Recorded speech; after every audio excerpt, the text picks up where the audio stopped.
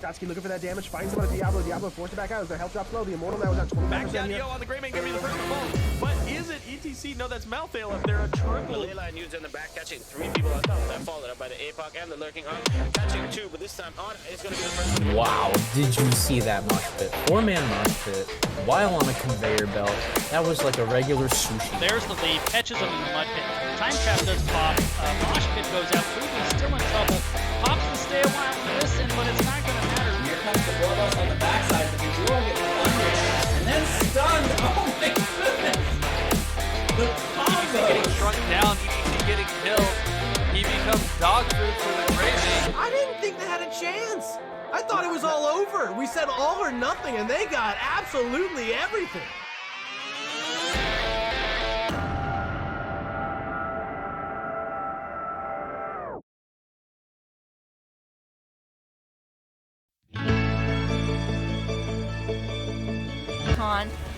Oh, a swap. Oh no, but a swap followed by a light Dead bulb. here.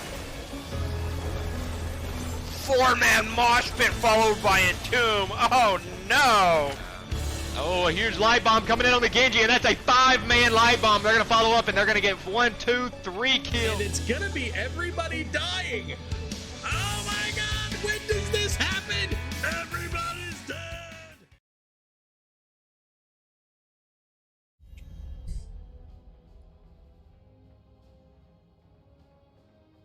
Good evening, everybody, and welcome back to the Nexus Gaming Series. Tonight, we've got a matchup for you coming out of C East. It's Protectors of Aiur versus ReGen Nebula.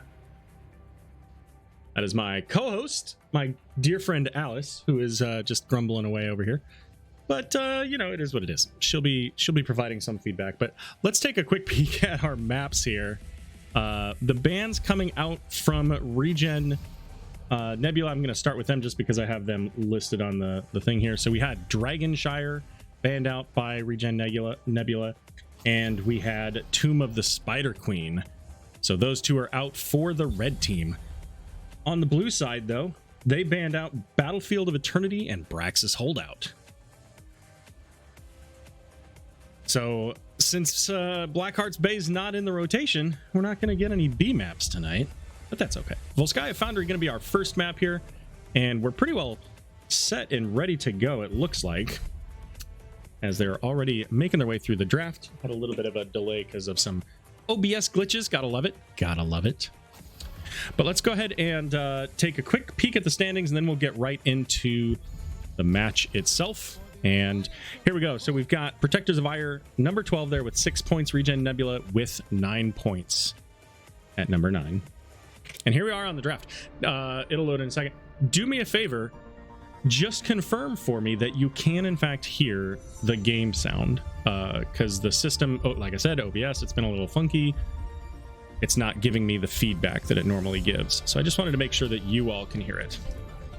All right, so Volskaya Foundry bans coming out from P of A on the Junkrat and Stukov, a couple of heroes that provide some zone defense, but also some pretty significant poke, especially out of the Junkrat.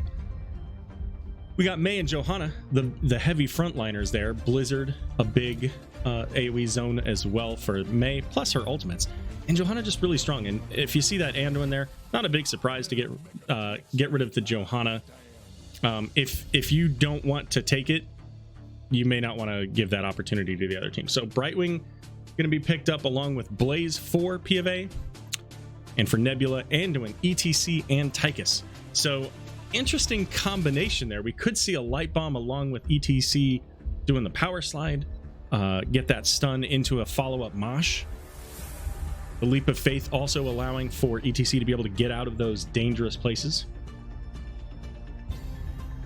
Leoric's going to get banned out here, so they don't want to give that solo lane in Tomb any potential there. Who do we got in chat? We got Cowboy, we got Murda, Rackham, Voltanian, Ouija. Not hearing game. I do hear H. Okay, so that's interesting.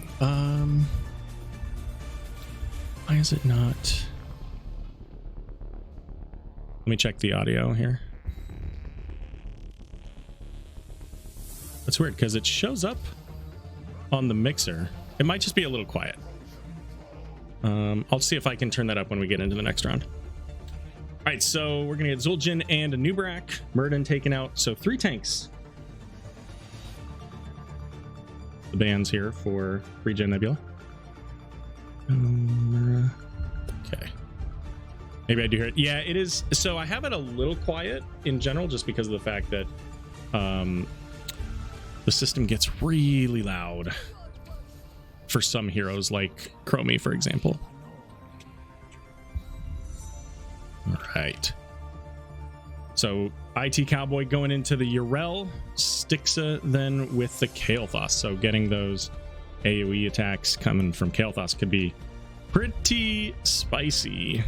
Now the real question is it going to be, I mean, it's not, but is it going to be Convection? Is that what we're going to see here? Murder going to flip a table.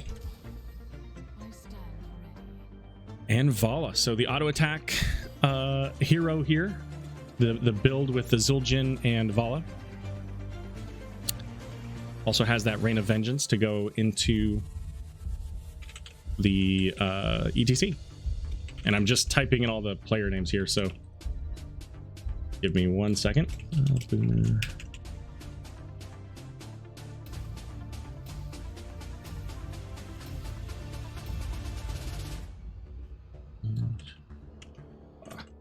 Alrighty, so I got all the heroes set. Let's go ahead and do a quick poll.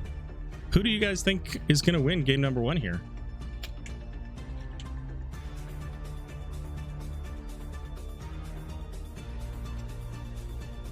Put that up for 3 minutes. What?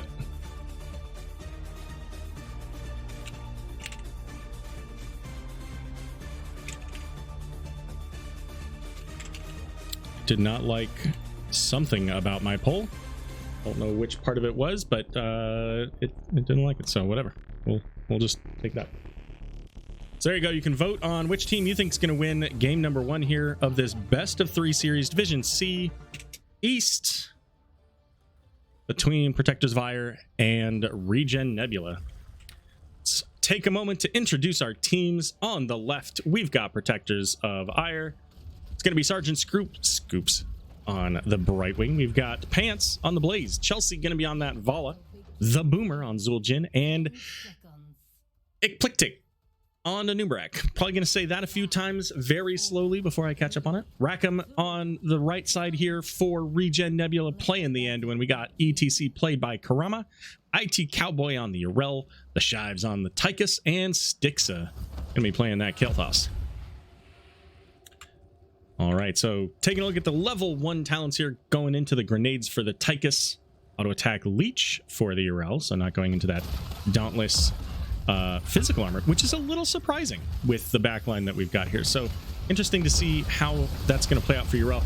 The Living Bomb going out onto Brightwing, so Brightwing's having to kind of stay a little bit back.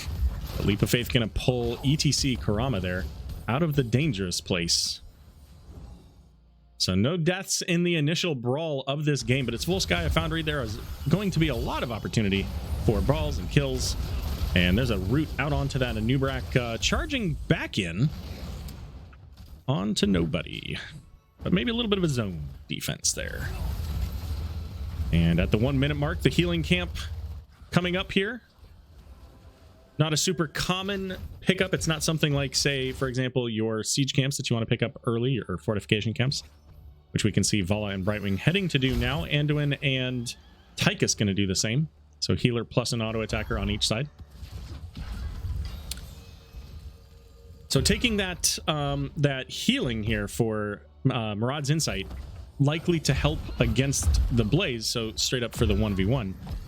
But loses a little bit, I think, when you're playing into that Vala and Zul'jin. Now, Vala did go for the multi-shot build, 7 stacks so far of that. And I think that's going to be an easy stack quest for Vala.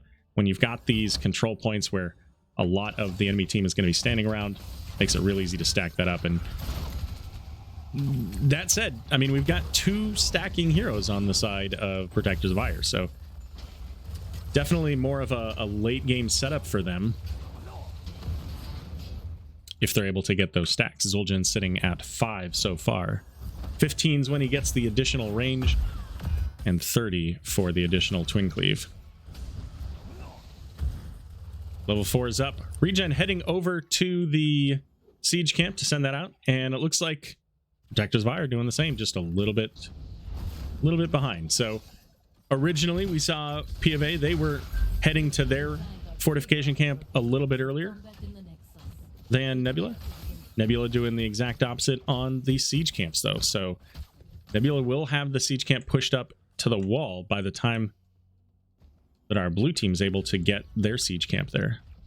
The question is there any value to this? It looks like ultimately it's going to get cleared up, and that's going to happen before the control point is available. So Protectors of Aiur are going to clear up the lane, and now there's a siege camp going the other direction that will have to be dealt with. So most of the team of ReGen Nebula heading up to deal with that, leaving Anduin to just get some percentage here. Urel and Blaze meeting each other face to face. Not for the first time in the bottom lane there. The votes coming in favor of ReGen Nebula with 100% of the votes. All one of you voting. I appreciate you.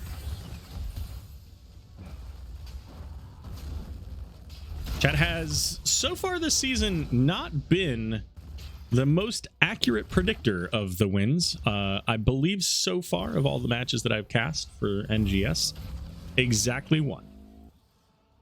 Game, not match. So we'll see. See how it turns out. ETC looking for the Anubarak, but the burrow charge out. Eclectic there.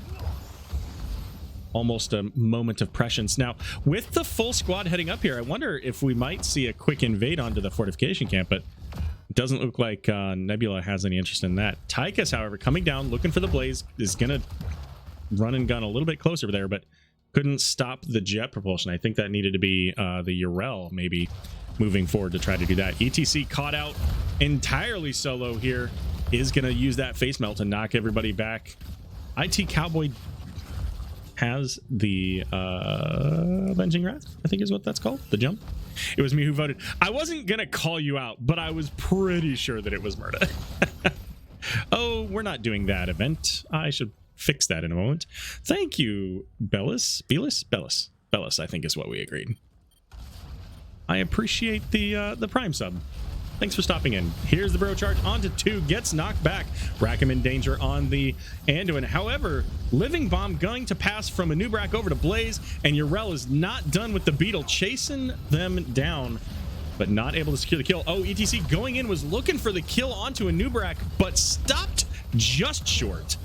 1 for 1 so far, as it's another kill here for Protectors of Aiur. The fortification camps getting some work done, but not enough, and the Leap of Faith pulling Tychus just a little bit, but not enough. But can Stixa get this kill? Oh no, he didn't stick with it. Zul'jin was so close. Probably didn't have any abilities. Feels bad. All right, let's see if I can fix that real quick. Let's, you know what? Why don't we do this? See if I can lock in on the Protector. So let's follow the Protector for just a moment while I fix Nightbot so that it doesn't tell you that we're doing something different than what we're doing, because that would be silly. Top lane here, we've got the full rotation coming in from Nebula, minus of course our solo laners, so 4v4 up in the top, as level 10's now on it and available for the blue team. Protectors of Aiur getting maybe half of this fort down depending on when they decide to get out of here. Having Zul'jin of course in the Protector, not giving them any build on the stacks though. And you see ReGen maybe on the hunt a little bit, but not in a great position to get anywhere there. Couldn't find any heroes that they wanted to take out. And there we go. Now it's disabled. Let's follow these heroes back to the mid lane. All right. So what do we have for ultimates? Everything's up. Urel hasn't chosen hers. 4 members of ReGen on the bio-emitter camp here. Fortification camp just picked up by Protectors. And they pull off here, getting the stun out onto a Nubrak, making use of ETC's power slide mosh pit combination. The light bomb coming out was, you know, just a little extra just to make sure. So 1 kill out of that engagement, but they were able to also pick up the support camp, and Rackham there sitting with that. And the support camp is a very big deal. That's 40% healing and mana within that circle. So it's an important value item if you can pick that up. What did I do with my stream manager? Oh my goodness, what a time. All right, check it up top though, as the split, leaving ETC and Kael'thas a little bit of a chance to defend up there. Yrel trying to pick up the double soak. Let's check in on those talents. So Yrel going into Sacred Ground, so that'll give her the additional armor within that zone. And on a map like this where you have these control points and you want to stay in those zones, not a big surprise to see that. How can they move Yrel out of it? Is there any way they can? I don't think there is. I don't know if Cocoon might count for that. I'm guessing not. Blaze is going to get the jet propulsion out of Yrel. Gets rooted by the Chastise, fully surrounded by red health bars, and that's going to be 1 dead Blaze. That said, that should be a free fort for blue, but red can now push bottom lane. Right? No? Yrel's like, guys? Blue has not gone after the fort, surprisingly. So neither team going after the structures, ultimately saying, let's go kill those people. All right, Kael'thas gonna get put into the cocoon. We see the danger ping saying, hey, hello, gonna need some help over here. ETC's gonna power slide and he's gonna get a mosh. Does not have anything to stop it. Here comes light bomb onto Tychus. Big stun out onto Vala. Karama's gonna walk away thanks to that. And there was no way out of that mosh pit. Both of the targets that could do anything about it, Vala and Anubrak, both inside of the mosh. And that's a great time to have a kill leading into control point B up here in the top lane. Level 13 for POA and 14 for ReGen Nebula. That said, bottom lane starting to see some pressure. 1 tower down already, 2nd one going down here momentarily. Yrel's going to come down to try to stall this out, but the towers are gone. And this is exactly what Protectors of Aiur should be doing in this case. They're coming down here. Phase shift canceled thanks to the bunker, so that'll be back up here shortly thanks to that level 1 hyper shift. But bottom lane's going to go down, and this is a great value for Protectors of Aiur. At this point, they're getting a fort for sure, and it's a very solid one. This is late game. Missing on both stuns there. A Nubrak stun and Blaze stun, both missing the mark there. IT Cowboy not quite gonna get out of there. Was trying to make use of that Avenging Wrath to get out of the danger zone there, but ultimately ReGen Nebula gonna be able to pick up a fort in trade, and now the Protectors. So the question for them is, with 16 coming up soon, do they look at going into this keep, or do they set up for later in the game and even out this bottom lane? And it looks like they're heading to the bottom lane. Got Anduin and ETC in the Protector, and of course Zul'jin stacking away on the Protector. Very easy for a Zul'jin to do there. Sitting at 28 stacks, so coming up on that 30 very soon. Yrel coming back onto the map just now. Probably going to go pick up that XP in the bottom lane, soak that up. And maybe not quite getting the mid fort now. I was going to say, Tychus and Kael'thas in a little bit of danger here. You see Stixa having to juke around Anubrak's stuns. Does manage to get out of both. And we'll see if Tychus is able to get out this time. Polymorph coming out after the run and gun. Zul'jin was looking, couldn't quite get there though.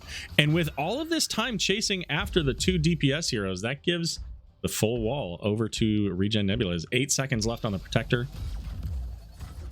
And walking into a Zul'jin just to give him a couple of extra stacks. In fact, let's check on those stacks. Stixa this time cannot evade the double stun coming out from Anubrak, but it's okay. 36 on the Zul'jin there. So he's now got that full twin cleave and the additional range. And this is oftentimes where things start to get a little interesting. As you can see, ReGen, they're looking. They want to find a fight. They think that they have an advantage here, and they are going hard for it. Because there's not much else to do on the map. They want to keep that pressure going in top lane. Nubrak's going to look for Urel. ETC, they're pretty far forward, has the light bomb now, but there's nobody to go after. And Nubrak, however, was entirely isolated, and there goes that biotic emitter. Keeping everybody nice and healthy, bringing them all back to pretty much full as the fortification camp now picked up by ReGen Nebula. And that's a gutsy play, right? I mean, you're both level 16, chasing into enemy territory to try to find yourself a pick. You know, Zul'jin is fully stacked. You've got Manticore here on Vala. So ultimately, if they turn around and are able to get a cocoon on a target, which they had available, if you're able to then focus on another, say the cocoon the URL, and focus down the ETC, I'm not sure that that goes quite so well, but playing the aggression card gave ReGen Nebula kind of put POA on the back foot, forcing them to just build around the retreat. But here's the ensnare is going to catch the Kael'thas, and that's what I'm talking about.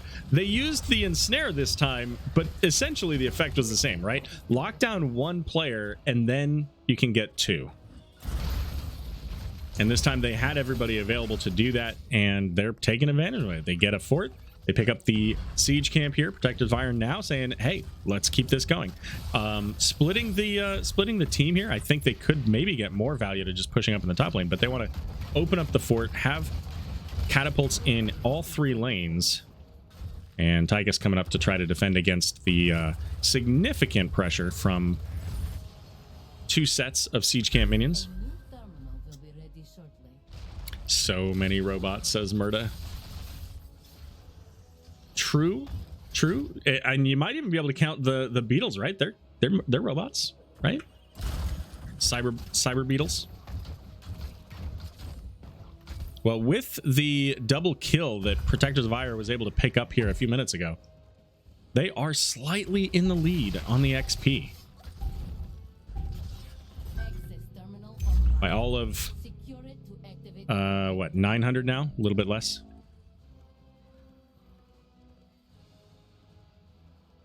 Control point C coming up. Now this slightly in favor of Protectors of Aiur because they've got their fort available to defend. ReGen says, hey, you guys, this thing's pretty much dead. Let's go finish that. Both teams kind of looking for half of a level, but definitely in favor of Protectors. And Snare going out on Tyrell. She pops the Sacred Ground. Light Bomb coming out, but Blaze is going to get obliterated. Urel's going to get put into the cocoon just to kind of stall things out. And yeah, okay. Nebula said, we don't need our 20s. Both teams are pretty close to level 20. Let's take this fight when we know you have somebody on the point. And Brightwing either not quite there in time or just not able to get in quickly enough to support who she needed to as that fairy dragon to get that polymorph out there and keep Blaze alive. Now, I didn't check to see if Blaze maybe yeah, Blaze had bunker. Coincidentally, the replay's coming up. That was 30 seconds ago. So Blaze did have bunker, but just didn't have an opportunity to get it out. And of course, we saw that interaction earlier where Brightwing tried to hypershift into Blaze, but the bunker interrupted it. One of those interactions that is unfortunate when it's on your team. All right, coming up to overtime here. It's set to the red side. Can they pick up the Protector, or will Blue have something to say about that? Both of them level 20. Here's Blaze coming in, doesn't get a stun. Nubrak's gonna get caught in the gravity lapse. ETC going into the cocoon here. Sacred Ground in the back line. Here comes Light Bomb looking for the Anubrak, does land onto him, and Anubrak's going to fall. Sergeant's group's on the Brightwing, going to be next as Tychus with the overkill, now working on the Zul'jin. Zul'jin's going to take out the ETC, who's going to take a dance break on the conveyor belt for just a moment. 3 kills so far and make it a fourth. Blaze going down as well. Everybody but the Vala on the blue team. IT Cowboy saying, hey, I wonder if I can go get this Vala and we can close this game out. And it's entirely possible that they can, because Vala doesn't have a whole lot of health. Taking a little bit of damage from that protector could knock her down and force her back to a defensive position in the base. But she does have Manticore, so Manticore along with the level 20 here, Far Flight Quiver, giving the additional attack range, can bring that protector down pretty quickly. So as long as Vala is relatively safe, may be able to put up enough of a defense and bring this protector down quickly enough that Nebula can't really push into it, especially since they have two of their own dead.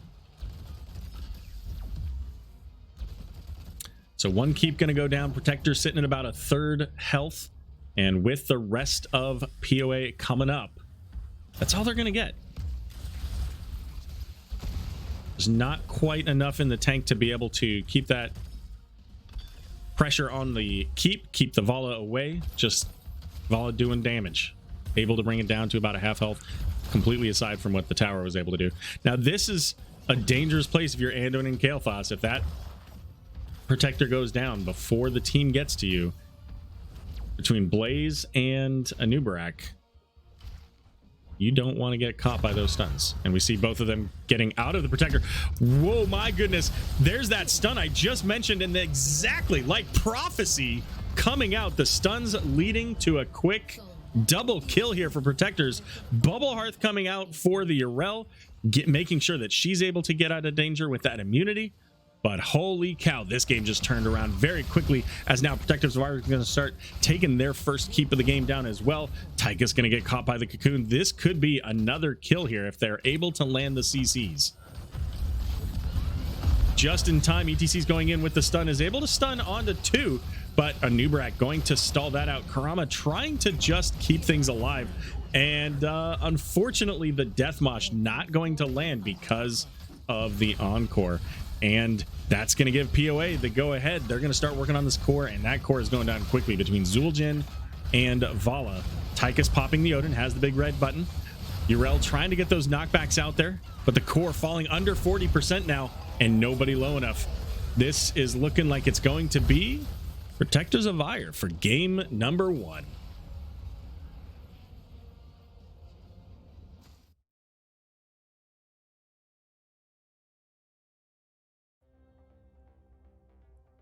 Holy cow, what a finish that was.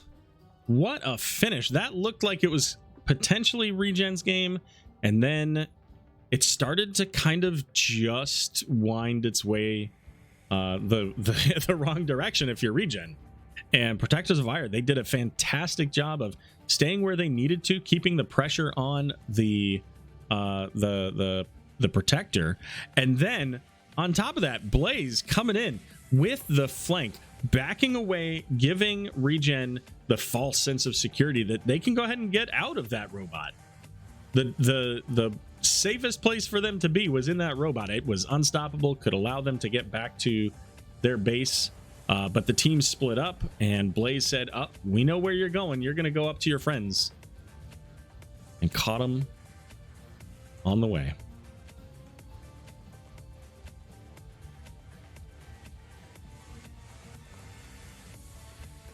So that's quite a finish, and I hate to say it, but chat was, I mentioned the poll results, 1-0 in favor of ReGen Nebula. Chat has continued their not so great predictions of the winners so far this season. We'll see how that goes next game, coming in for ReGen Nebula. They get to choose. Let's see. Who had the coin flip? We're just kind enough to send that to me. Nebula wins the toss, and they chose first pick. Okay, okay. Makes sense. So I imagine that we'll see another first pick. You know, let's take a look at those maps again just to see what's available here. So if Protectors of Aiur likes the big maps, we could see an Infernal Shrines, we could see a Cursed Hollow, we could see really all of the maps that are left are pretty big maps. So I mean, it could be just about anything. To fit in kind of the Volskaya, maybe it looks more like a man, there's really not much that follows that. Maybe Shrines would be the closest, because it's got its, you know, this big monster, but it's also independent. But really all of the others except for Towers are, you know, well, I guess you could make a case for Sky Temple being pretty similar too. You're holding on to those points. Evening, Raka. Welcome. Thanks for joining us. Good to see you. So game number 2 coming up here shortly between ReGen, Nebula, and Protectors of Aiur. Just going to check to see if they've got anything in chat. Nope, nothing yet. So how are you guys all doing tonight? That answer I know will come in approximately 30 seconds. It's a Thursday. Yesterday, I don't know about you guys, but yesterday, Wednesday, was the Mondayest Wednesday I've had in a long time. It was nuts. Just absolutely crazy. Everywhere. Twitch was crazy. Work was crazy. Home was crazy. The dogs were all absolutely bonkers. Speaking of dogs, Alpha, you want to come over here and say hi? Huh? No? Okay. Just checking. Sometimes she's like, yeah, I'll come over there. I know I could bait her. I've got chicken nuggets. I 100% could get her over here, but I'd also have 2 other dogs over here. That would not end well. So we'll just go with what we've got here. So with that point, that puts Protectors of Aiur now tied with HotS. A win here would tie them up with ReGen Nebula, of course, giving them the tiebreaker. ReGen Nebula looking to get 2 points to overtake the Nexus Cats. Now, Nexus Cats versus Nebula, that is in the ticker there. I remember seeing it. And if I remember correctly, it was a 2-1. There it is. No, it's not. that's another Nexus Cats game. Well, we'll see in a second here. I'm sure it'll flip through. I want to say that it was 2-1 in favor of Nebula, but I'm not 100% sure. So if Nebula was able to pick up 2 points here, it'll tie them with Nexus Cats, and then whichever team had the 2-point win would have that tiebreaker. But of course, we're still kind of in the middle of the season, so there's still time for all of these teams to make their way up the ladder there. I'm kind of just, if you can't tell, I'm stalling because I want to see what the ticker shows here. I'm pleased Peaches. I've never heard that term, Raka. I'm assuming it's a positive, right? Pleased, positive. Fits the alliteration as well. I'm glad to hear that. Are you casting tonight, Raka? Or are you playing, doing anything? Nexus Cats won last. Okay, so I had it backwards. It was 2-1 in favor of Cats. So okay, so there you go. So Nebula trying to climb back into the season here.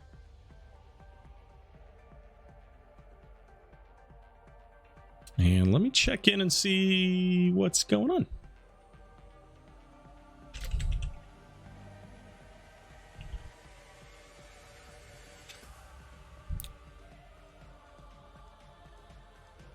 See where we're going. See what kind of new and exciting moments we can have in the Nexus here. Oh, there we go.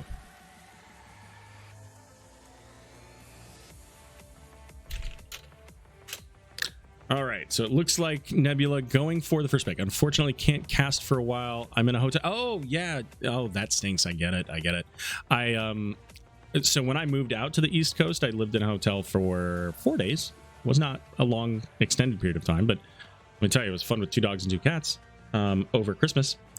But thankfully, I was amazed. I was able to get a really solid connection, and I was able to play... I was able to play Warcraft. I was able to raid. I was able to play Heroes of the Storm at the time. It was incredible. I couldn't believe it. I probably could have cast on that connection. It was probably the one and only time that I've ever had that kind of luck with a connection there. But we do have our map, and it's going to be... Oh, that's the wrong one. it's going to be Infernal Shrines. So I did mention that was kind of my first one that I thought was the most likely. It was the most likely similar-ish kind of map to what they were just running. So I thought that was probably the direction we'd see. And that's where we're going. So Infernal Shrines, 3 lanes, 3 potential immortals going down any of those. And of course, the 3 different types, right? Frost, Fire, and Arcane. Coming off of the Diablo maps.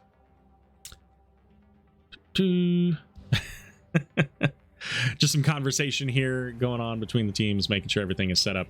And it looks like we'll be ready to go here in just a moment for our next match, game number 2 of this best of 3 series. So this could be the last game, or could go into a game number 3.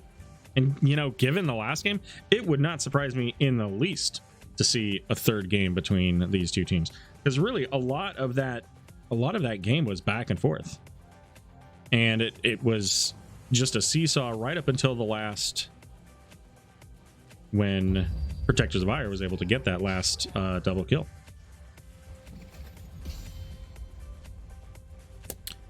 But we're going to Infernal Shrines. So last time we saw ReGen banning out a whole host of tanks.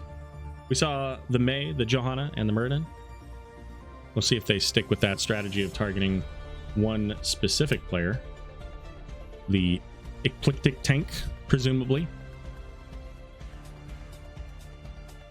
I just saw Bellis. I just saw the note, the woohoo.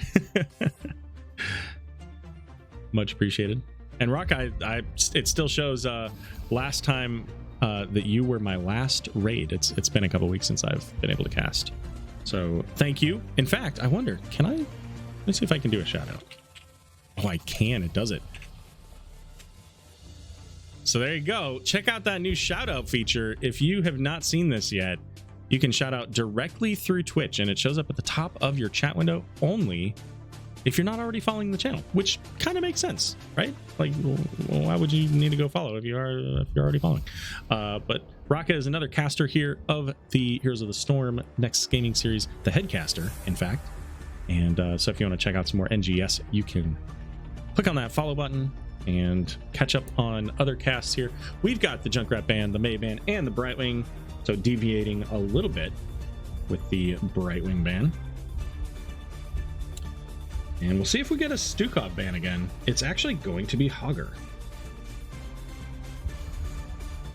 And for all the reasons that Junkrat was banned on Volskaya Foundry, I think that it makes a whole lot of sense to ban Junkrat here as well. In fact, maybe even more so.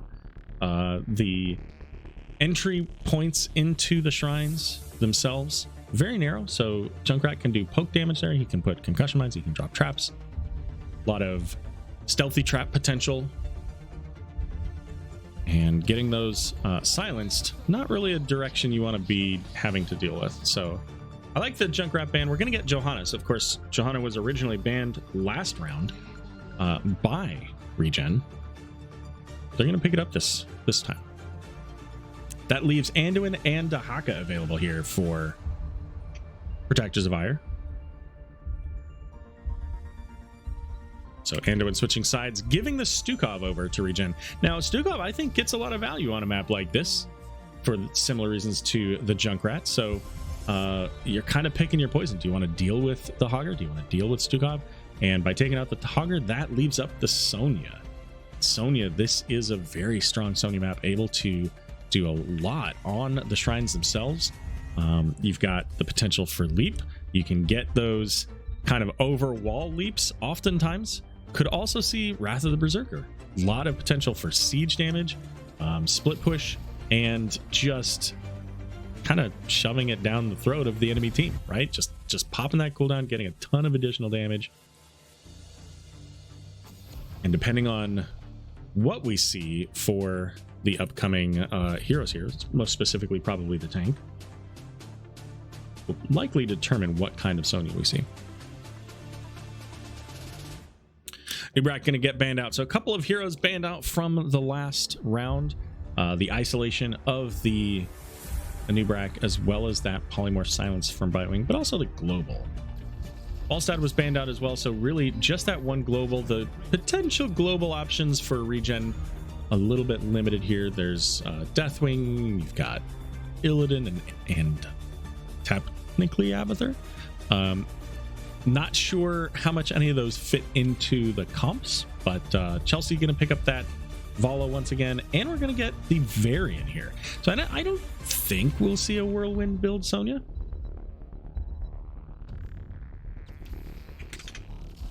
All right, Kael'thas coming in, and we're going to get a Tyrael.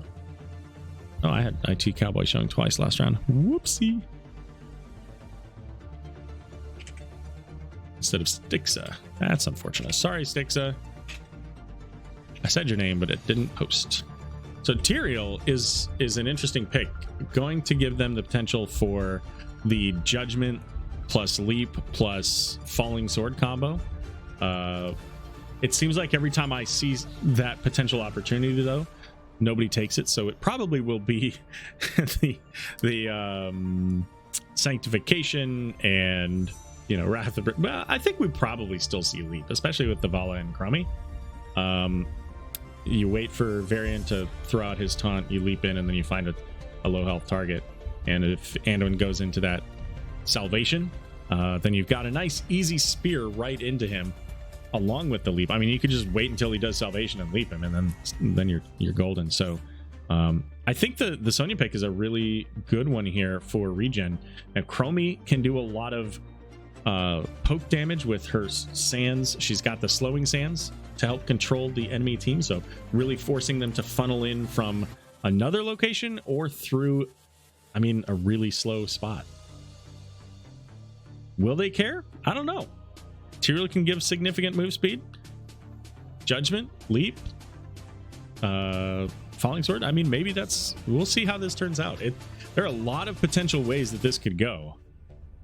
As we get into game number 2 here between Protectors of Aiur and ReGen Nebula. On the right, let's start with ReGen Nebula this time. And go to the right overlay. We've got ReGen Nebula. Rack him there on the Stukov. Stixa on the Kael'thas. Shive's going to be on that Tyrael. Karama on the Johanna. Karama Johanna. And IT Cowboy playing the Sonya. And off to the left, Protectors of... Oh, my overlay thing's not shown correctly. Well, we'll check that out later. Protectors of Aiur. We got Varian played by Eclectic. We've got the Boomer 444 on Chromie. Chelsea once again on that. Vala. Pants on the Dahaka. Sergeant Scoops on the Anduin. And Ektar, if you're out there, you'll be happy to note that both Anduin players last game and this game ran around with their swords out. Just thought you'd like to know that there. Varian, of course, not quite a fully functional hero until level 4.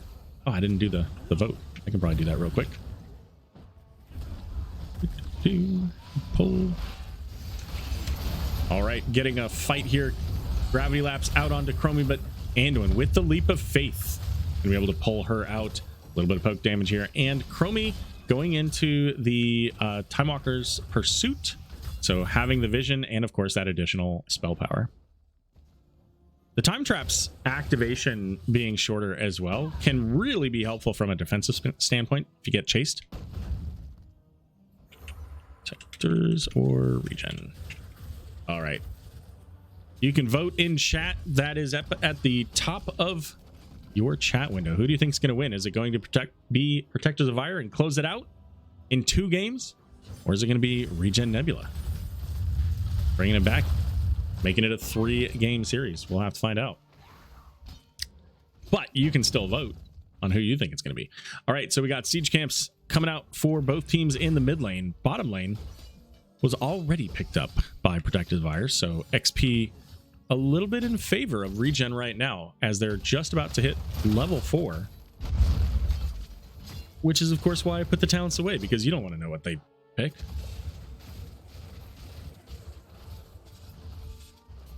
Kind of take a look and see how the XP is playing out here. Kael'thas actually the one picking up most of the XP for ReGen so far, kind of helping to offset what they lost on the extra siege camp.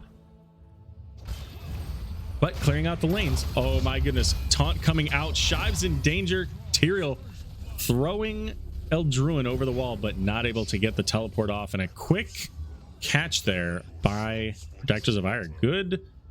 Great shot calling. Great awareness of what's going on here on the map and the presence of the heroes.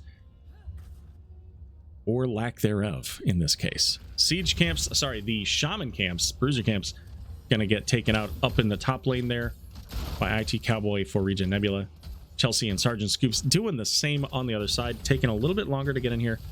And Sonya gonna scope it out, looking for the Anduin. Gonna get brought down to half there as Anduin, but kind of by yourself here. Whirlwind coming out, there's the taunt, and quick burn there as Vala finishing the job. Lots of damage coming in from that Chromie, as expected, but the Shaman camp did get stalled out, so basically blue team says, all right, we'll start working on the objective. But they're not the ones getting the points so far. 10-3, make it 5 now, as Dahaka up in the top lane. So this is an even fight until Dahaka chooses to come back down. And here he comes, taunt going out onto the Johanna. Silence onto Varian. Varian's in a little bit of a dangerous place here as he gets the leap of faith over the wall.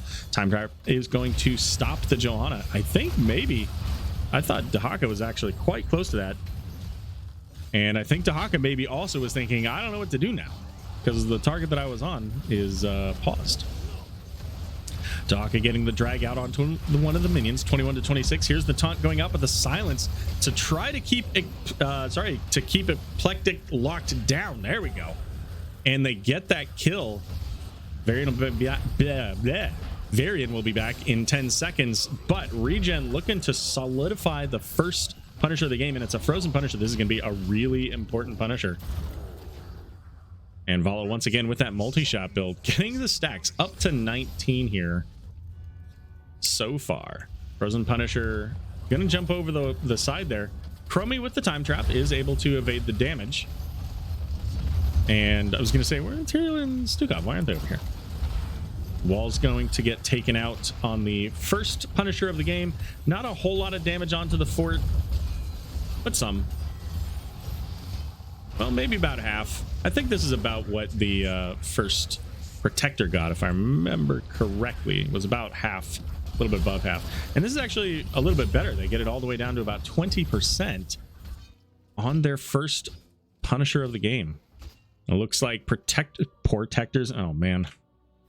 That's what I get for trying to do the vote in a rush. Anyways, it looks like Protectors winning the chat poll this time 2-1. Sonya versus Dahaka up in the top. Let's take a look at these talents. What do we got here? 8-8. Subdue going to be the direction here for the Johanna. And I love this talent. This is one of my favorite talents in the game.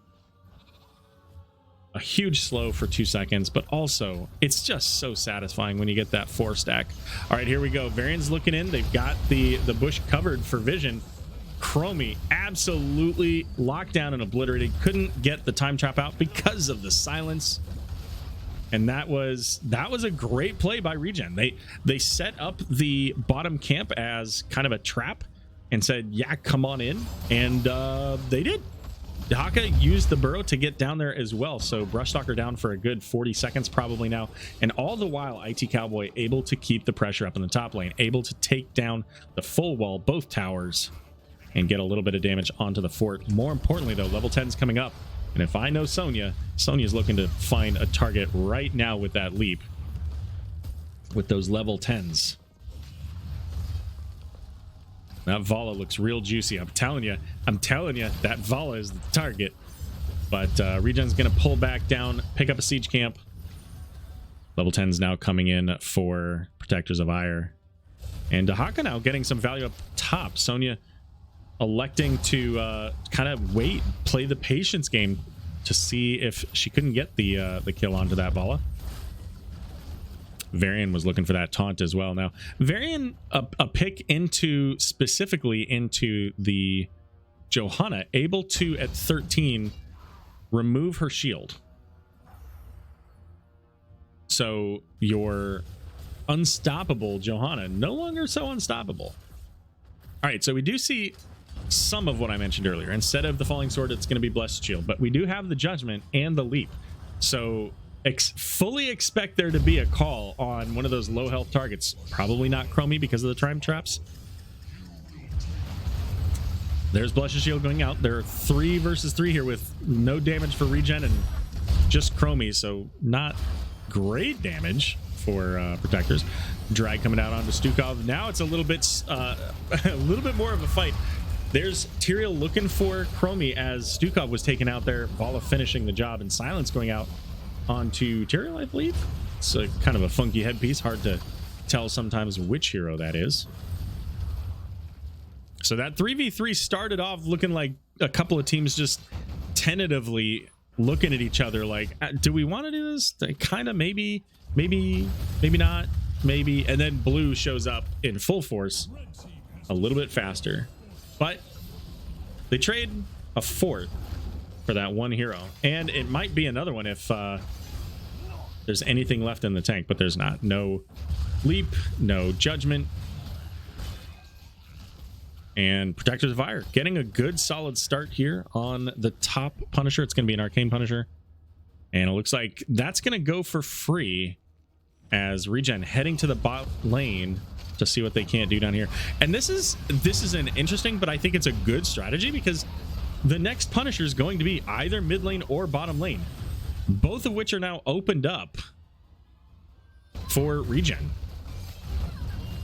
So even though the Punisher can get a pretty good amount of value in the top lane, 90% of that fort's gone, more than 90%. So as long as they don't lose somebody here, it should be okay. I was going to say, can Stukov keep himself alive here? The flailing swipe, ultimately enough. Protector up in the top lane should be able to do a pretty significant amount of damage into those walls. The lasers will help that out. And we see here, now this is the question you have to make. Do you go defend the Protector, or the Punisher rather, or do you defend your fort? And they're kind of split doing both, and that may actually end up costing them a pretty significant amount. We may see bottom fort, well, there's the light bomb and the drag. That's going to end up costing them an IT Cowboy, but they trade out with the Dahaka and maybe even the Vala. Not quite there. A little bit close. The fort was stacking that armor reduction onto Vala. And really right now just making use of Chromie. Kurama taking the shots in place. Oh, that juke. The timeout coming for Chromie as the Leap of Faith going to come in, and Living Bomb not quite going to spread there. So checking in on structures, we've got 2 down on the side of Protectors of Aiur, almost 2 down. Bottom lane still has a shred of health. And check it out. Bottom lane right here. Next Punisher is going to be coming bottom lane. It's going to be a Mortar Punisher. Now Vision, I believe they saw that. Yeah, we see the pings there. Calling them out. Dahaka is in vision, as is Sonya, but here comes Dahaka. He's coming right into that bush. See Tyrael hears it, gets caught by the drag, but it's actually Stukov is going to get taken out. The solo laner is kind of, or well, I guess Tyrael's not the solo laner, but the bruisery type heroes kind of 1v1ing off to the side, and ultimately a quick burn onto the Stukov. And Stukov has been there, if I remember, oh, not that one. Has been their primary target. Let's see if I can pull up the which one's there. It is. So 2 kills for two kills into Stukov rather, which kind of makes sense. But I think a lot of that, because they've also almost had Stukov a couple times, I think a lot of that is simply because of the somewhat aggressive positioning by the Stukov, and that comes with having to try to get those silences out to protect from the Varian. Bottom fort did go down with that, by the way, so 2 and 2. ReGen up in the top lane looking to see if they can't take out another one, but there's the leap out onto Chromie and the judgment follow-up as well. Chromie wasn't getting out of it this time.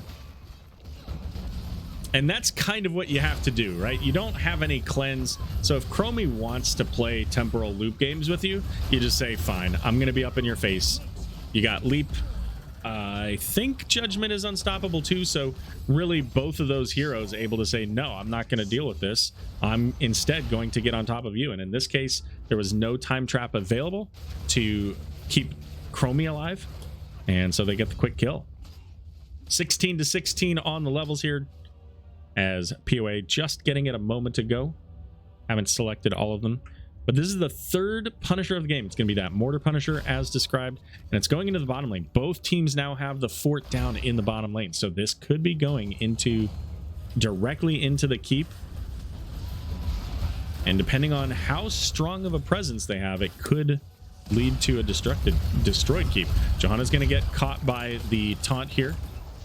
And it's actually Mortal Strike instead of the Shattering Throw. So Mortal Strike, the 40% healing reduction when Varian gets his Heroic Strike attacks. Blessed Shield going out is going to lock down the Varian into the silence, but Chelsea there on the Vala is the one who's going to get taken out. Living Bomb out onto the Anduin as well. Chromie, though, is not going to make it out. Maybe? Oh, and Anduin with the Desperate Prayer. An unfortunate thing to have happen. Desperate Prayer is one of those talents where it can be absolutely great and game-breaking saves, or that. Or you've got a Johanna that comes in and says, hey, how about you accept this 80% slow and also the 35% healing reduction I'm going to give you? And that's huge for ReGen. They've now got just one more minion to get the bottom Punisher rather, and they've got a siege camp coming up. Johanna trying to kill out the minions to get this catapult and the rest of the siege minions up here, and push that up because those provide a lot of damage. They do double damage to the structure, so there you go. Let's get this bread. Like toast. Toasty. All right, Punisher gonna jump onto the wall just barely on the other side. Chelsea, though, getting brought really low, but the leap missing. Not able to land onto Vala. Vala coming in with the strafe. Light Bomb going out. IT Cowboy having to get out of danger there, going through the wall that was taken out, but the Punisher with the mortars gonna take out the Vala. Chromie falling next to the Sonya here. And this could be exactly what ReGen needs to call for the core. They've got no damage in front of them, and a half-health Punisher following up on those leaps could lead to additional kills. Well, there's the Judgment looking for the Anduin. He's going to get the silence out onto the Varian, keeping Chives onto the target, and another kill, and the Punisher making work happen on the core. Half already, and that's going to be it, ladies and gents. Chat doing it again. Womp womp.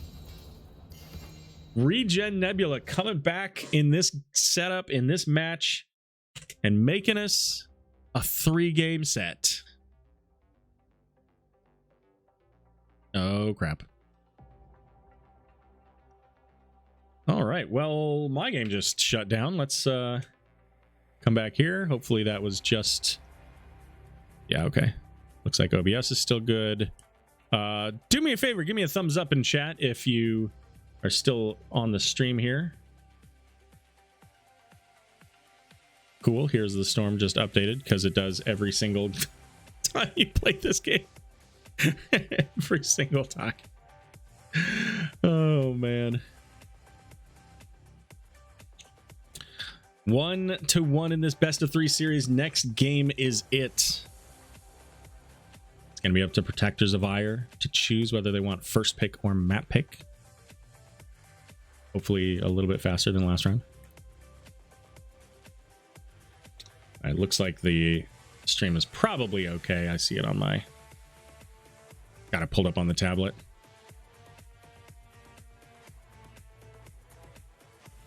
Excellent. Thanks, Bellis. I appreciate that. Well, not thumbs up, but has a spin. Thank you, Raka. Actually, I don't know if this is a... This is probably a sub emote. It's probably not the follower emote. All right, game is back and loaded, so cool. We did not get blocked out from actually participating in the next round, so I'm just gonna make sure that they are aware that I'm back, just in case they thought I left.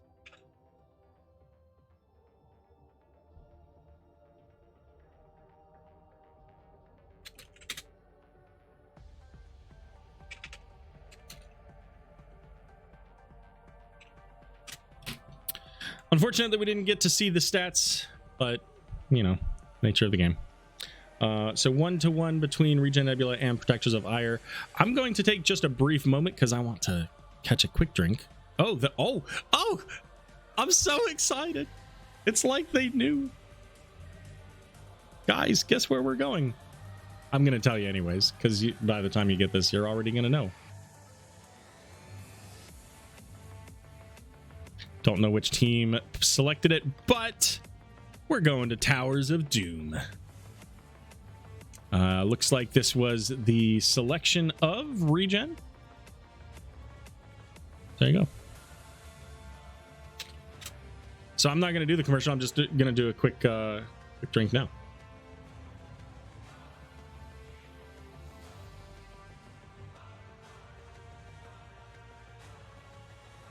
All right. So going into... What are you doing?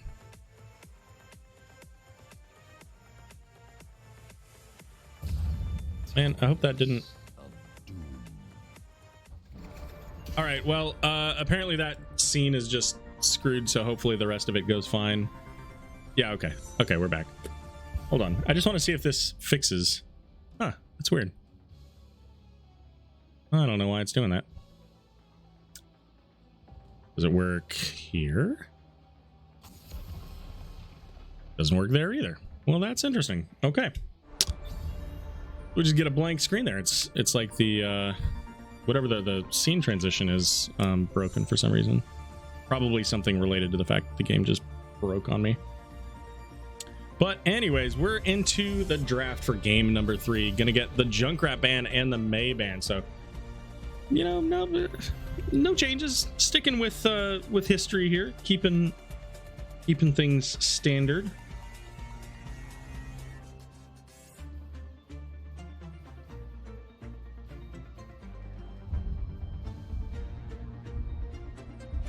So Towers of Doom, I kind of expect to maybe see some of those same globals banned out.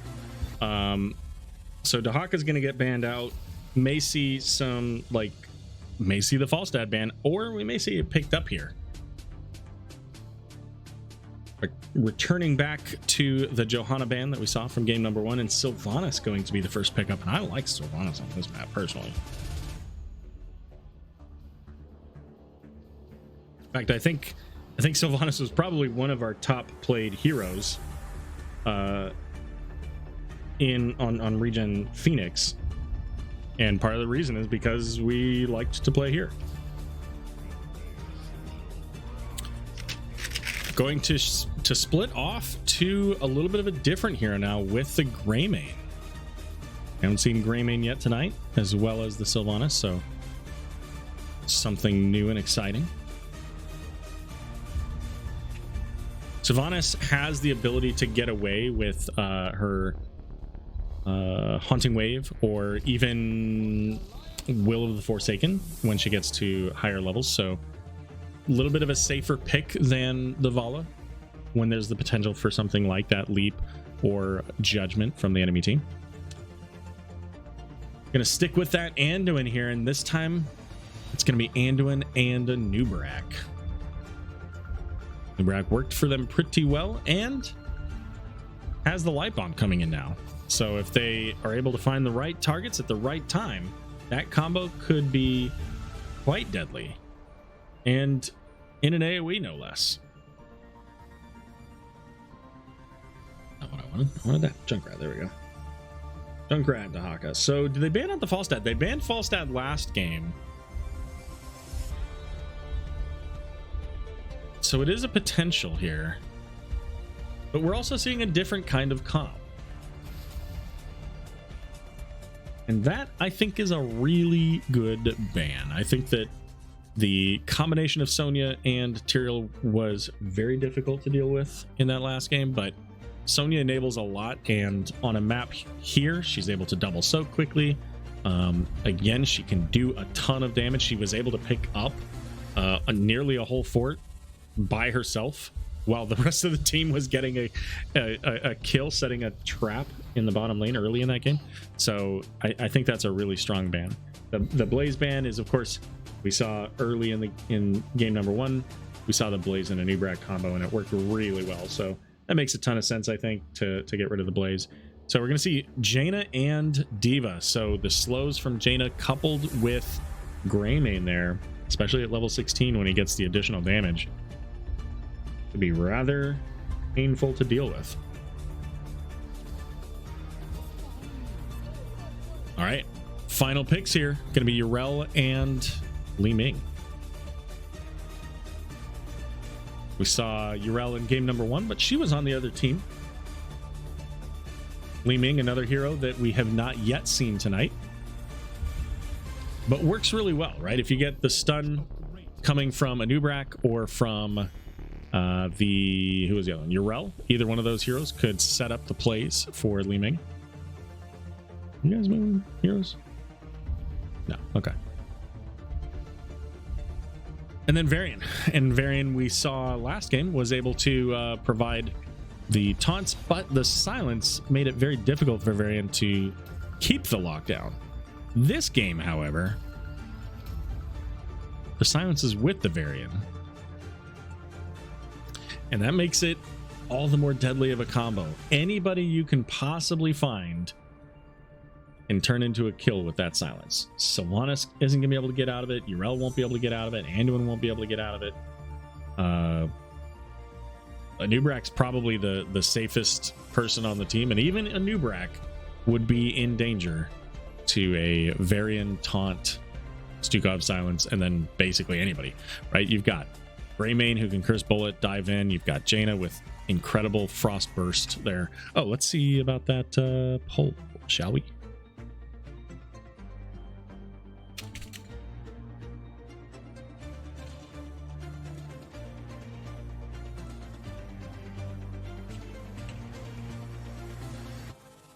All right. Who's going to win the match? Who takes the 2 points today?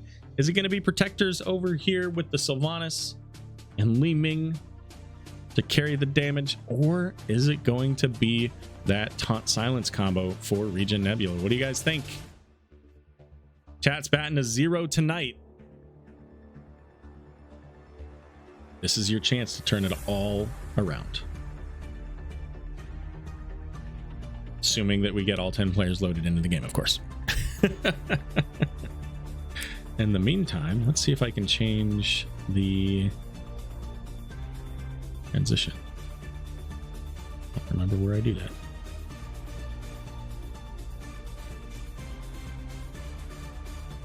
There we go.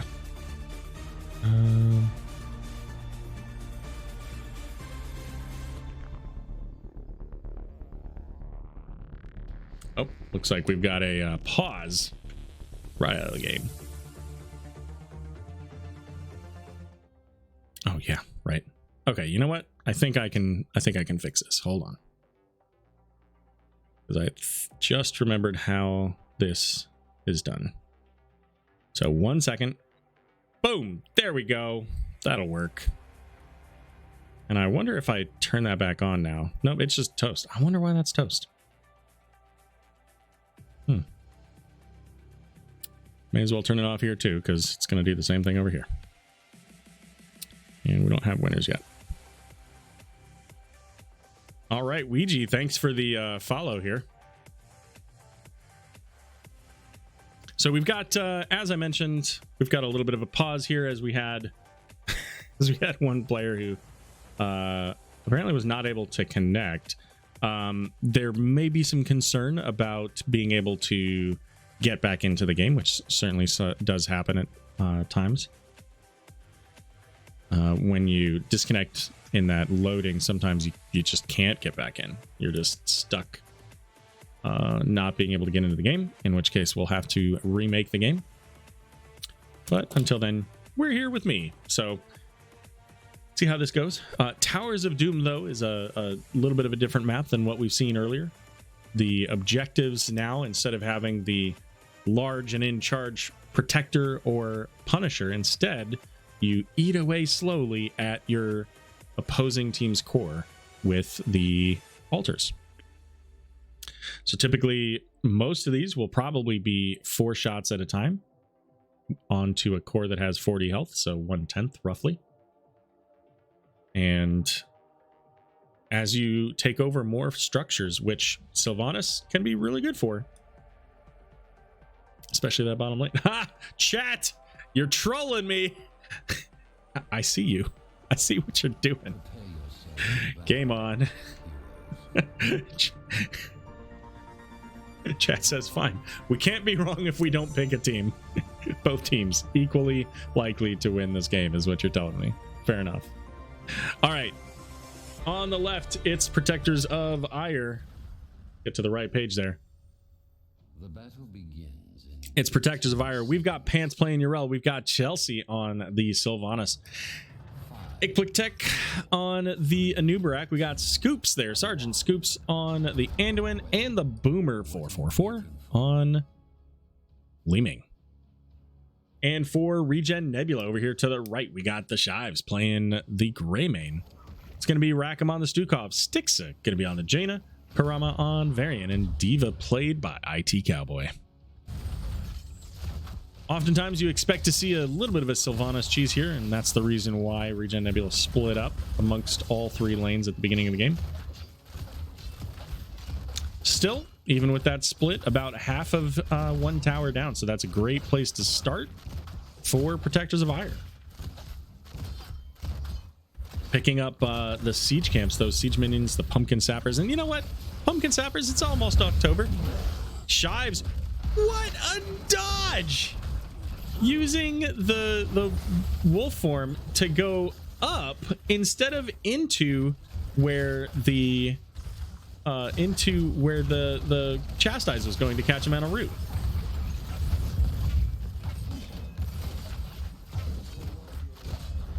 So there you go.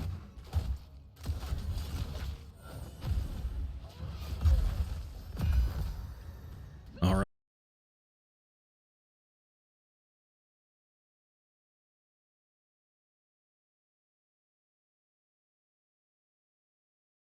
How they build those for the movement speed across the realm. I'm assuming Furel at least a little bit.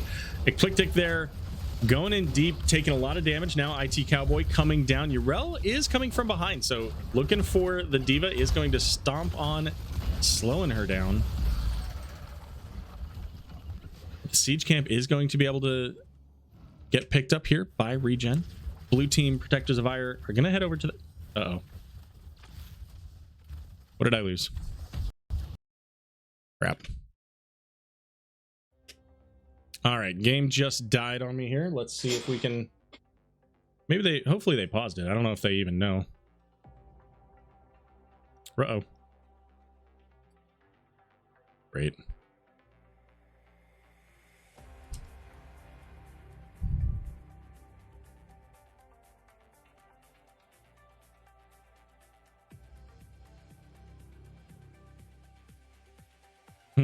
I don't know if it's actually still going. Let's see if I can get into the game though.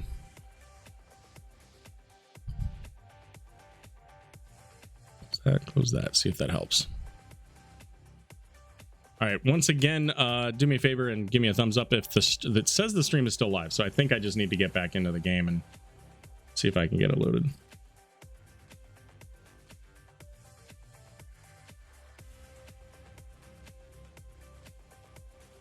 Not sure what's going on with Heroes of the Storm tonight, but certainly not having a good time with it. See if we can get loaded back in. I hope they paused it. Hope that they recognized that that I got broken out of it. See if that's related. Nope.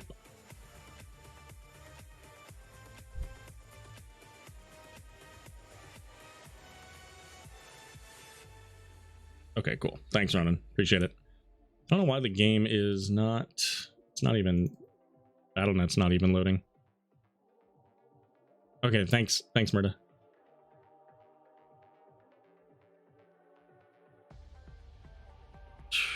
Give me 1 second here. I'm gonna go to the commercials here while I try to get this back into the game. Okay, here we go. Now it's... Now Battle.net's loading. So give me 1 second. I'll be right back.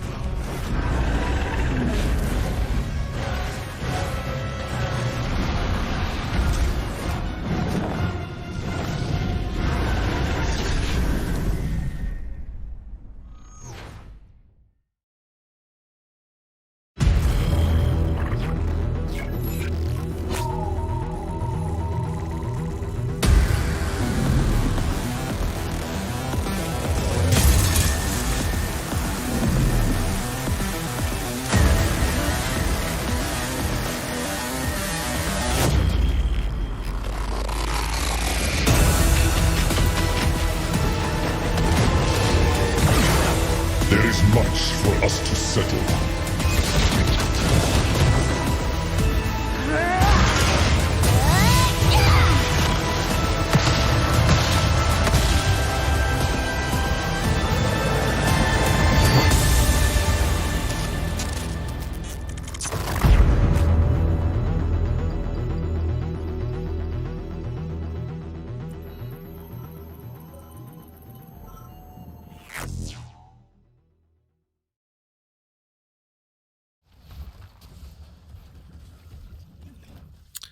All right, it should be joining here in just a moment, as you can see here. So as long as it doesn't completely kick me out, we'll come right back into the action. There we go.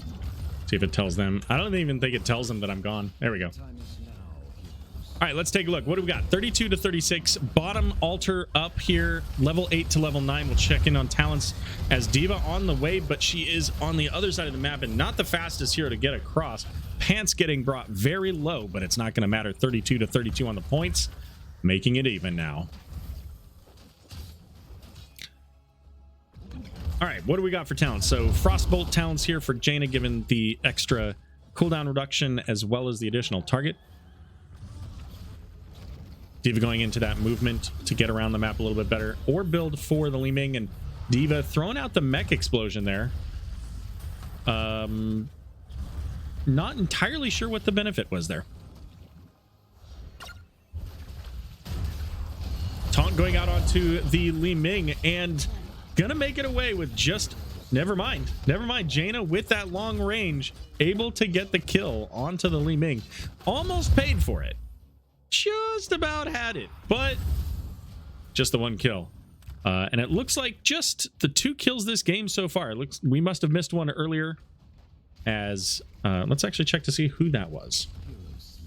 Sorry, make it 3 kills this game. So we have a kill onto Nubrak and Li Ming. Those were the ones we just saw, and it looks like Urel had died earlier. So 3 kills to 0, but the score dead even. Both teams sitting on their level 10 with heroic talents. And ultimately, ReGen Nebula taking the posture of trying to keep the lane pressured in bottom lane.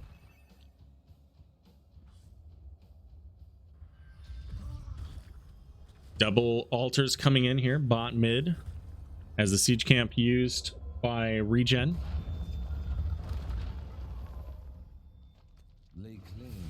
Looks like gonna be 1-1, although Urel might try to stall things out. Yeah, I was gonna say with Varian there, I don't think that goes well. So keeping everything even at this stage of the game.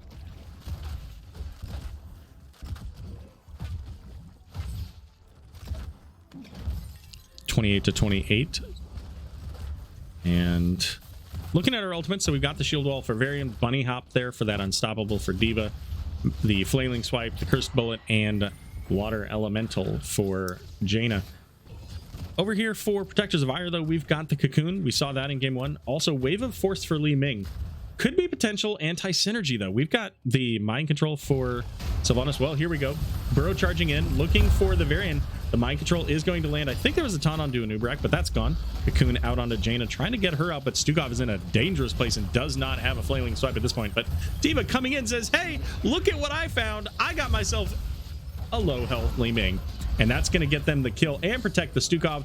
A Nubrak a little bit far forward. Greymane able to get that kill as well here.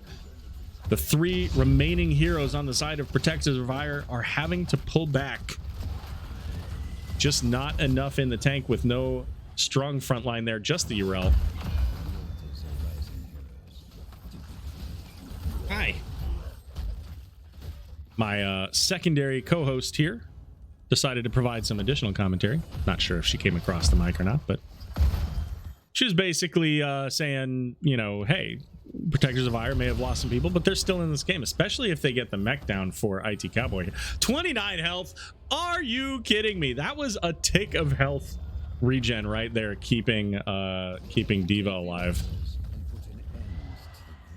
Well, D.Va's gonna come over here and get the channel, as is Anduin. So, oh my goodness, Urel able to pop the Ardent Defender here to stay alive, but took 95% of her health bar, and That's it. She's toast. The Cocoon. What a perfect time for that mech explosion. D.Va able to get that mech explosion out. Ultimately, the Cocoon going out onto the mech instead of onto D.Va herself. And that forced Protectors of Aiur to pull away entirely. They could not engage with that mech explosion there. And this is what I expected to see. Heading back into the bottom lane, keeping the pressure up. And maybe they pick this up now.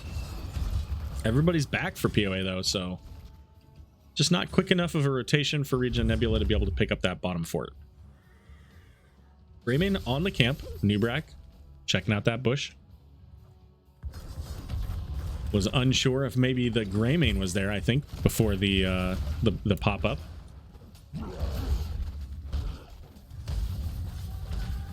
Mind control going out. Does not land. Varian looking for a target here. Was looking for the Sylvanas is going to get the taunt out, but the leap of faith just in time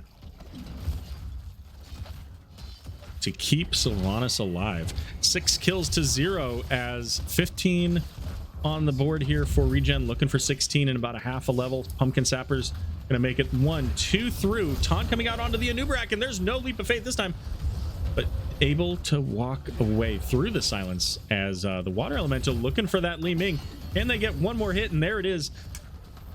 I'm not sure glass cannon's the way you want to go. Like, I get that you've got the long range orb build, but you also have a Varian. Like, a taunt silence combo is just it's gonna get you every single time, I think, with that setup.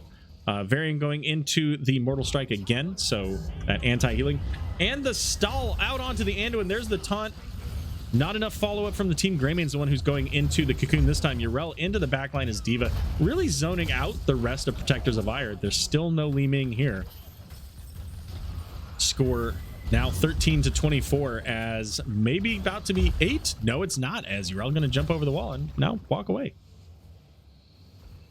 I don't think we'll see Urel diving in. She does have Ardent Defender, but ultimately Protector's saying we've got to get our level 16s. We need to be on an even playing field to really keep this going. And with 8 points left here, Nubrak's going to get caught, and that's it. Mind control coming out, but it's just a little bit too late. I said at the very beginning, even the Nubrak with that taunt silence combo is in danger every single time you get that combo out. And if you don't have Leap of Faith up, which they did, they're definitely dead. And even if you do, it's questionable. In that case, Leap of Faith, just a little bit too late. This gets even more difficult now with Banner of Dalaran and Numbing Cold. So you're going to get rooted on top of it with 20% additional spell power into the Greymane and Jaina. So 8-24. Oh no!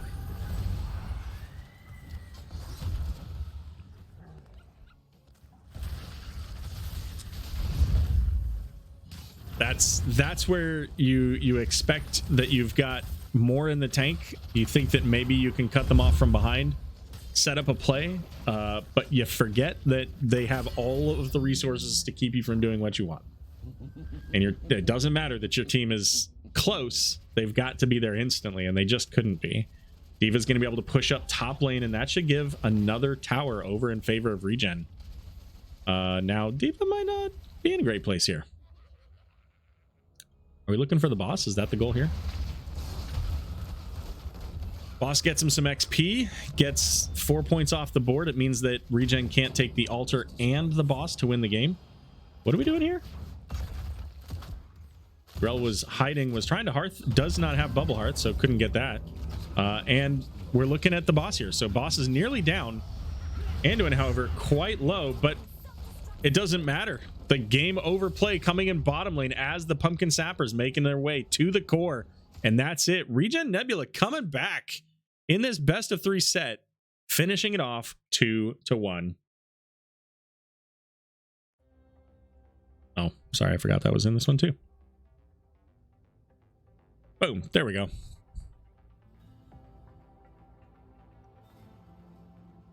My other overlay's not working?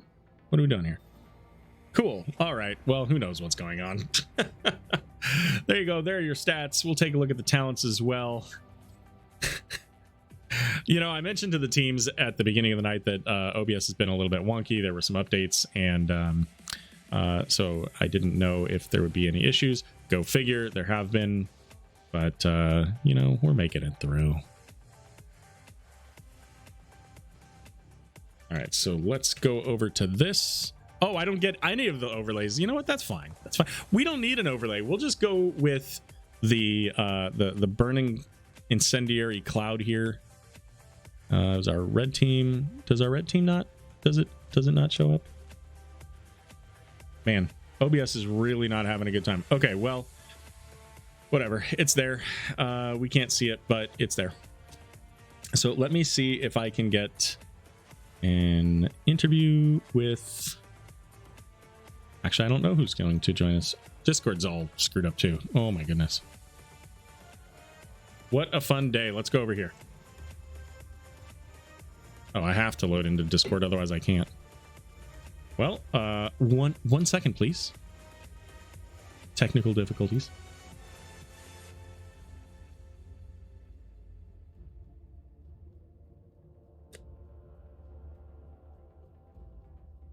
Okay. Load it up there.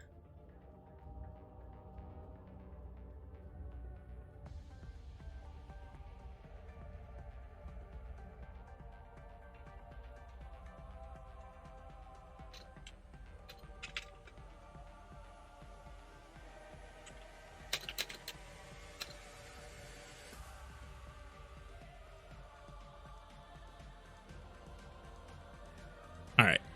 Just sent them a message, so we'll see if we get somebody to come join us. Oh, there we go. We've got Rackham. Rackham, thank you for joining me. Gordon was available, so I had to do the interview. So how are you tonight, Era? You know, I'm doing great. Give me 1 second. I just realized that I didn't have the Discord set to the right place. So now the stream can hear you, because before they just heard you through my speakers. So they may or may not have heard you, but welcome, Rackham. Hello, everybody. The healer from ReGen Nebula here tonight. Thank you for joining us. So you come from behind in a 2-1 victory. How's the team feeling about that one? Well, we were kicking ourselves a little bit after the Volskaya game, because I think we had chances to win that, and just I tip my hat to them. They made a really, really good rotation, caught us completely blind, Six and I. But we came back and pulled together and won the next two. And that last game, that may be the best ReGen Nebula looked all season. It was just pretty dominant top to bottom. So I like the way the team came back and showed some grit. I love it. Sure. So, you know, the 3 games, obviously the first game you guys lost on that one. The next 2 you came back and won. So we are going to get to those 2, but let's just talk about, I just want to talk about the final moments of game number 1. Because like you said, it did look, there was some opportunity there. It could have maybe worked out. And then there was that fateful play where it's kind of funny, because about 10 seconds before you guys get out of the protector, I'm like, oh, these guys got to get out of dodge. If they get out, they're safe now, but if they get out of that protector, they've got a blaze stun, they got an Anubarak stun, and then suddenly you have 2 dead people. And then I looked away and came back, and suddenly you got out of the protector. So tell me about some of the communication that went on there. And, you know, obviously we know the result of what happened, but was there any potential strategy for, okay, how do we get back into this game, you know, with this happening? I don't know if there was a lot of getting back into the game at that point, because I believe they went and took the top keep and then proceeded in the game, right? That's the way that one ended. I've already blocked it out. That is correct. There was a little bit of a, you know, it took them a little bit, because they ended up getting the follow-up kill onto Tychus, I think, or ETC. Yeah. I need to go back and watch that, because from our point of view, I thought we got far enough back in the protector that we could get out and then walk to safety. And then Six and I both thought that top lane was clear, that we had to go up and help our buddies on the top. So I need to go back and watch the replay and see, did we just not see something, or were they in the fog of war, or did they go left and we thought they kept going left, they came back? I mean, I need to go back and review that 5 seconds several times. But we thought we were back far enough and we were safe, and obviously we took a nice little stroll that we shouldn't have taken. So You definitely were safe. You would have been okay had you kept going. But you're absolutely correct. Blaze kind of went around, flanked around the back there. He was right up in front, if I remember correctly. Went around the upper line there, probably assuming that you would do exactly what you did because that's where the rest of your team was, and caught you because of that. They were hidden in that spot. So it was a great play by them, 100%. I was just wondering if there was any kind of like build around that moment, because sometimes you have a play that doesn't go your way, and then you're like, okay, let's set up these next 3 steps and try to mitigate it as much as possible. That's all. Yeah, I was just keeping Tychus and everyone else alive to defend at the core, and they did a good job of just coming in and denying us that. So I think our fate was kind of sealed as soon as Blaze came in and smacked us all in the face. It did look pretty good. That game overall was very back and forth. I think it was maybe like 55-45 in your guys' favor, and then it just tipped out of your favor at that last moment at the right time for them. So it is what it is. Then you first pick, you go to Infernal Shrines, and you have this Sonya Tyrael combination. Was there any question ever about the ultimates you guys were going to take, or was it always let's go hardcore onto this backline with these bruiser heroes? We talked about it a little bit going into the game, but by the time we got to 10, there wasn't any question, which buttons we were going to press. We knew that's what we were going to line up. It was just getting that Tyrael and getting him onto someone, and then making that person have a very, very bad day. So we were able to pull it off. And how patient was IT Cowboy, I believe, who was on the Sonya? How patient was IT Cowboy in the mid lane when you guys got 10? He had the leap. I'm positive he was hunting for the Vala. As you guys were kind of dancing around there, was there any conversation there at all? Like, I gotta get this, or was it just kind of hanging out and hoping for the best? I don't remember that specifically, but Cowboy does a really good job in the off lane, just keeping a cool head, and that's why I don't play the off lane, because I would have ripped that leap as soon as anyone came within like the same zip code I was in. But to have that patience and to know, okay, it's time, now it's time, and then rip it. So he does a really good job. So I think we have one of the best offlaners in C East. You heard me there. You can quote me. All right, I'll note that. And there was, when the top Punisher came up, you guys made the call. I think they were 10-12 ahead at the time. You guys were in the middle range, and you made the call to go to the bottom lane. You'd already taken out mid. You made the call to go bottom, and were able to get that fort ultimately. When did that call come out, and how much of that is like, was there any question about it? Was there next steps after that of, hey, let's take this out and then we'll go defend that, or kind of how did that go down? No, I think everyone's on the same page. We were in the mid lane, and if I remember correctly, we kind of took a step toward the top, and then someone, probably Karama, said, no, let's just take bottom fort instead. And I looked down at the bottom right of the screen, like, yeah, they already have 15 at this point. By the time we get there, they're probably going to have 25. So maybe we get up there, but we're probably just fighting for something that's already lost anyway. So if you can't take the thing you want, take the thing that you can. And as soon as we said, let's go bottom, everybody just pivoted, and then we went and destroyed the bottom fort. So everyone was on the same page tonight, and that I'm new to the roster, so I don't know what the comp has been like for years, but I think they've gotten better as the season goes on, with us all being on the same page. But everyone, there wasn't a lot of, well, can we do this, can we do that? Once the call was made, I think we all made the same assessment that, yeah, going after top is good money after bad. Let's go find something in the bottom lane. Well, and ultimately that decision led to you winning the game, because it meant that bottom lane protector, which was the next one, because that was the top lane protector, that the next protector is either going to be mid or bottom. You already took out mid. Next one, the next option is bottom. That's where that next protector ended up going. It was a mortar punisher. You get 4 kills, if I remember correctly, although that might have been Volskaya that I'm thinking of.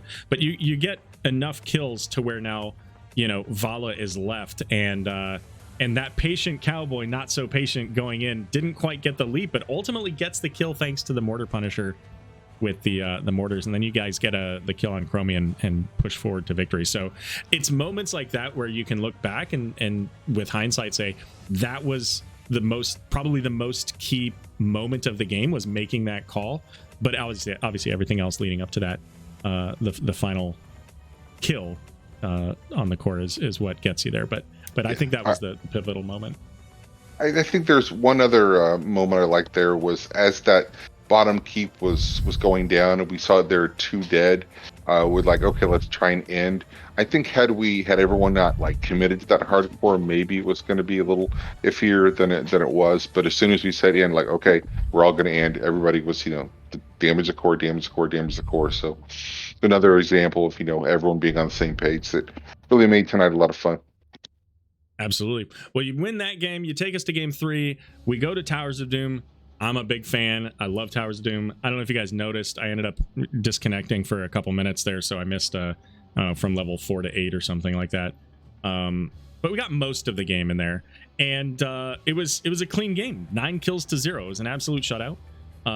You guys kind of one kill your way, marching through the game to ultimate victory. There's nothing I have specifically to ask about that. It's a pretty clean, like, hey, we got Varian, we got burst damage, and we have Stukov, so lock them down. Is there anything about that game you specifically want to highlight or talk about? The shot calls out of Karama from the tank spot were just crystal clear, and we had pretty good comms throughout. But when you play Varian, and you have like a Stukov and some burst damage behind him, your job is to identify the target and make sure everyone knows who it is, and then everything descends upon that. I mean, the whole point is you want to play the game 5v4. You want to have one of them absolutely dead at all times. And he was really clear about who he was looking for. And so when the call came for the taunt, it wasn't a surprise. Everybody knew, we're going to taunt me next, or we're going to taunt Urel next. And then, I mean, my job is really easy. Oh, that's the guy he's taunting? I'll put a circle down and stand back here. So I love playing Stukov with the Varian in front of me because it makes me look better than I am. So I'm all about that. Well, it definitely worked for you. And I do have to say, the Stukov, they banned it out in game number 1. You got it in 2 and 3. And you can say that the Varian made it easier for you, but there was a lot of opportunities for you in game number 2. You were just talking about that final core push. Well, there was one moment in that core push that they didn't have any damage, but they still had both tanks and their healer. Tyrael goes in looking for Anduin, and without that silence, Anduin probably can make it out of that. But with your silence and positioning and Tyrael sticking on target there, Anduin goes down, and now they really don't have any way to keep you guys from pushing over the core. So you get a 2-1 victory, and the shot calling works out great for you in that game. 3 gets you a shutout, which is pretty rare in Nexus Gaming Series. So congratulations to you guys. Yep, and I believe that bumps us up into maybe 8th place. I'll have to go look at the standings because we've been on that line of, are we going to make the playoffs or are we not going to make the playoffs? So that gives us a little breathing room going into our next match. So get a couple wins, and all you got to do is make the playoffs. Anything can happen at that point. So you guys with 2 points, that will tie you up with Nexus Cats. And Murda was kind enough to mention, because I did bring this up earlier, that you guys had the 2-1 in favor of Nexus Cats. So right now you're technically still in 9th, but you're very close. So you just need to edge them out one of these upcoming matches. Okay, well, we just got to go and get a game next week. I would like to, talking about that Stukov in the second and third game, I am such a fan of Massive Shove. It's up every 15 seconds. You get to slam someone into a wall and interrupt them, make them have a bad day.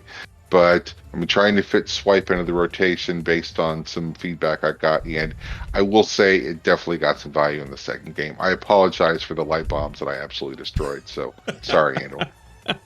And in the third game, I need to go back and look at it.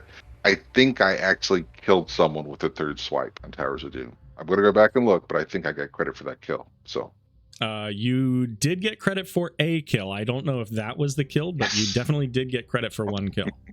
So there you go. Might very well have been that one. Good to know. Good to know. Well, cool. Well, let's move on to shoutouts. Anything you'd like to say out there to the Twitch world? I'm going to shout out the team. It was just a really good night of playing games. Even though we lose one, it's really easy to get down. If we didn't get down, we just came back and won those games. Shout out to all the peeps in ReGen, yourself included, and Murda, who wasn't going to be with us, but then he was going to be because his travel plans changed, but he decided he was going to let Karama take his place anyway. I know that if he's anything like me, watching the team play when you're not in the game is really, really frustrating, but I'm sure he was rooting us on from the sidelines. And thanks for casting us, and just a shout out to, everyone in NGS. It's cliche and hack to say, but I have been doing this for more seasons than I can count, and it's just fun. I really like the community here. So everyone who came out to watch the game, and everyone who's been on a team, or everyone who's done a cast this season, thanks for keeping it all rolling. For sure. And I do want to say, you mentioned about Murda taking the night off and watching from home. Murda mentioned earlier that he's apparently you need to shout out Mom as well, by the way. Evidently, moms all throughout the country, I'm shouting you all out. So congratulations, moms. Go parents. So Murda did mention that he is so proud of the team after your guys' victory. They're pulling it out with the 2-1. And if I know Murda, and I've known Murda a good long time at this point, if I know Murda, that is he is beaming with pride over you guys winning tonight's match and looking really solid doing it. So you grow as a team over the season, and then you get into the end of the playoffs, and like you said, anything can happen at that point. So if you keep getting better and go into the playoffs, then that's the best version of your team, and you make the best of what you can. And Karama played really well tonight. So if I'm Murda, I would go and Google a guy named Wally Pip. You should definitely read that Wikipedia entry. It may or may not be applicable after tonight. All right, well there you go, Murda. All right, thanks for joining me, Rackham. I appreciate you coming on for the interview. All right, thanks, Arrow. See you, everyone. Have a good night. All right. Thanks, everybody, for being here tonight. Sorry for the technical issues. Hopefully, between Twitch and OBS, they've been doing a lot of updates, a lot of content updates, a lot of application updates, and new features on Twitch, things like the highlight or boosted or something like that. Chat, I've seen, just on my own phone, I've seen streams that I knew were already online have popped up a couple times as coming back online. So just like I had that blip, some other people had blips there as well. So it is what it is. It's the nature of the beast. But thank you for sticking it out. And again, shout out to my good buddy Bellis Coldwine for the Prime sub earlier. We're going to go ahead and take a look and see what is available to raid, and hopefully opening up Chrome doesn't blow up my computer with all that we've seen here earlier. So let's check out Nexus Gaming Series first. All right, so we've got 2, it looks like, matches going on. We'll see if either of these are still relatively early in the cast. Let's see, this is a 0-1 and this is a 0-0. So we're going to go over to Division E West. It's going to be Community Pizza versus Creepy Crawly Spiders. So CCS, one of the teams there, and it's being cast by BJ and Co. I'm assuming company, but could be just Co, right? So gonna send you over there. Thanks again for joining us tonight. As always, it's been a pleasure, and we'll see you again here soon. Make sure, if you haven't already, to hit that follow button so you know when I go live with additional Nexus Gaming Series casts or just whatever else I do. Sometimes I just stream Phasma or play some Heroes of the Storm. But we'll see you again soon. Have a great night. You did not go where you're supposed to go.